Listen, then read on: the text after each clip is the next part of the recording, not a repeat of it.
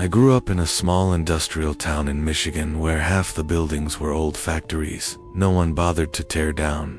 When I was 22, my cousin and I decided to explore one of them, a textile mill that had been shut down since the late 80s. Everyone called it the Route 9 plant.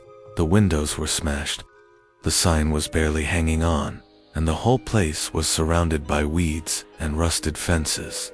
I wasn't into urban exploring, but my cousin was obsessed with it. He brought flashlights, a GoPro, and bolt cutters for the chain on the gate. It was about 10:30 p.m. when we went in. The air inside was heavy, damp and metallic. The floors were covered with broken glass and piles of old fabric. It was surprisingly big, and our flashlights barely reached the far corners. Every step echoed for what felt like forever. At first it was kind of fun, creepy but thrilling. But about 20 minutes in, we started hearing something strange. Not footsteps, more like dragging. Something scraping slowly along the concrete, a few rooms away.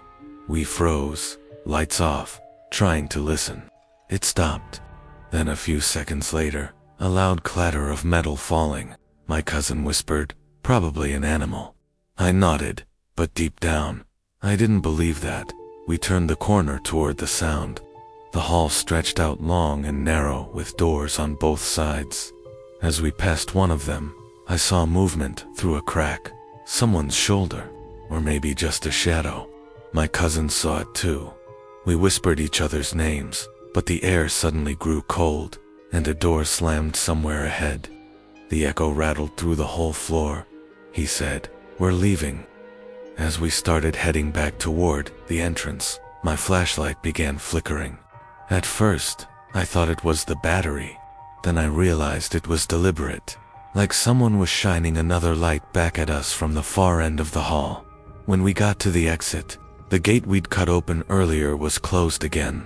The chain was back in place, looped through the fence. We didn't even try to figure it out. We climbed over, tore our clothes on the fence, and didn't stop running until we hit the main road. The next morning, we went back in daylight. The gate was still chained, but the lock was rusted solid, like it hadn't been touched in years. To this day, my cousin swears he saw someone standing behind one of the upper windows as we drove away. This happened when I was 17.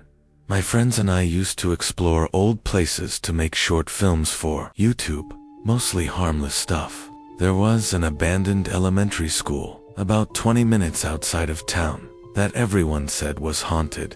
We didn't believe in that, but we wanted a cool backdrop for a project.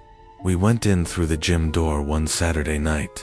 The smell hit us immediately: mold, dust, and something like rotten wood.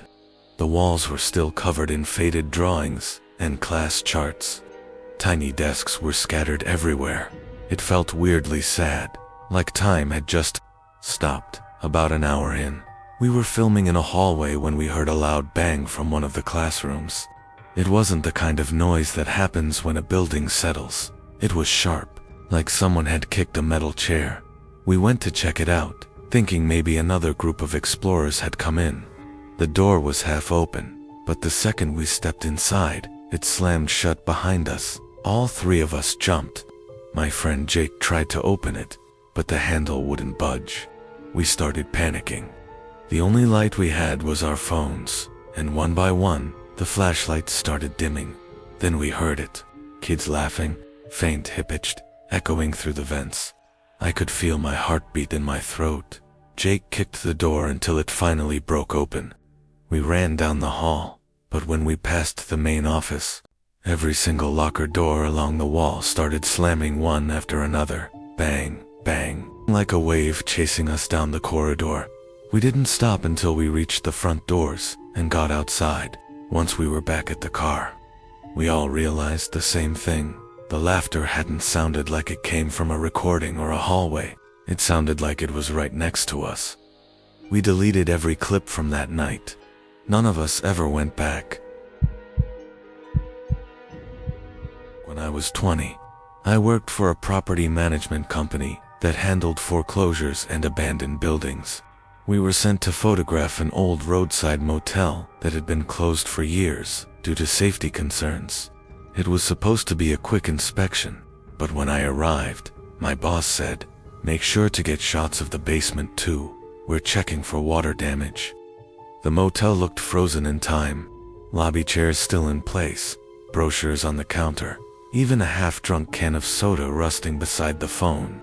The upstairs rooms were dusty, but fine. The basement, that was different. The moment I opened the door, I was hit with the stench of mildew and rot. My flashlight beam cut through a narrow staircase leading down into pure darkness. At the bottom, I saw rows of doors, like storage units. One of them was open, just a crack.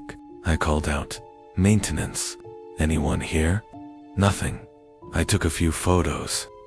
When I looked at the preview, there was a faint silhouette behind the open door. I froze. I hadn't seen anyone down there. I called my coworker on the radio, but it was just static. I turned to leave, but the open door creaked wider.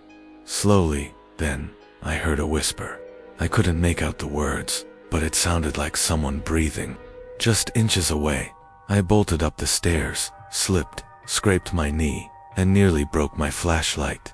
I didn't look back once. When I showed my boss the photos later, one picture caught both of us off guard. Behind that open door was the faint outline of a person crouched low to the ground. But in the next photo, taken seconds later, the space was empty. That motel was torn down a year later. I never went back to that job. Some buildings are abandoned for a reason, and sometimes it's not just the walls that remember who was there. Have you ever experienced something you can't explain? Share your story in the comments.